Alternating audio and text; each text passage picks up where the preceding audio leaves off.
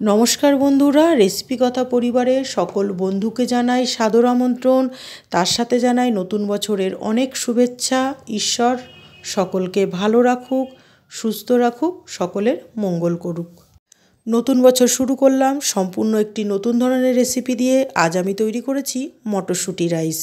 মটরশুঁটি রাইস তৈরি করার জন্য নিয়েছি বাসমতি চাল। বাসমতি চাল খুব ভালোভাবে ধুয়ে আধ ঘন্টা ভিজিয়ে রেখেছিলাম, তারপর খুব ভালোভাবে জল ঝরিয়ে নিয়েছি। আর এর সাথে নিয়েছি মটরশুঁটি। প্রথমেই ভাতটা রান্না করে নেব, তার জন্য একটা পাত্র নিয়েছি, দিয়ে দিলাম 2 চামচ পরিমাণে ঘি, আর দিয়ে দেব কিছু গোটা মশলা। নিয়েছি ছোটো এলাচ, দারচিনি, জিরে আর তেজপাতা। মশলা ভাজার একটা মিষ্টি গন্ধ বেরিয়েছে। এবারে দিয়ে দেব আগে থেকে ভিজিয়ে জল ঝরিয়ে রাখা বাসমতি চাল। চালটা 1 থেকে 1.5 মিনিট খুব ভালোভাবে একটু ঘিয়ের সাথে ভাজা ভাজা করে নিতে হবে। 1 থেকে 1.5 মিনিট খুব ভালোভাবে ভেজে নেওয়ার পর এবারে দিয়ে দেব গরম জল। অবশ্যই এখানে কিন্তু গরম জল ব্যবহার করতে হবে।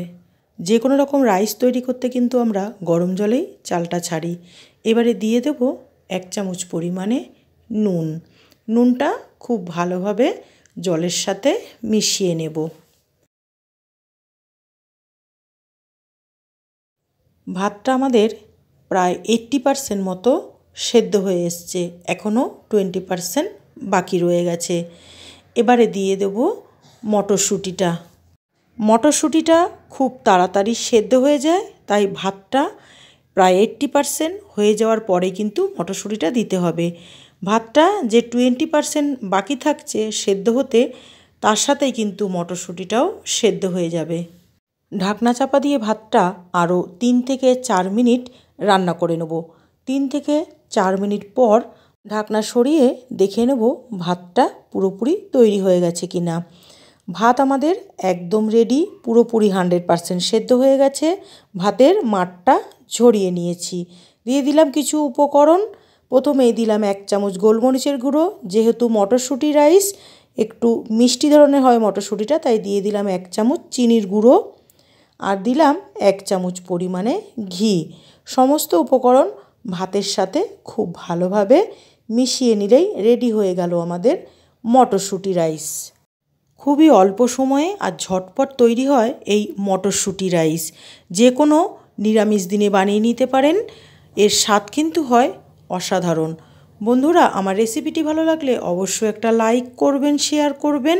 যে সকল বন্ধুরা প্রথমবার আমার চ্যানেলটি দেখছেন, একান্ত অনুরোধ রইল আমার চ্যানেলটি সাবস্ক্রাইব করে আমার পাশে থাকার জন্য।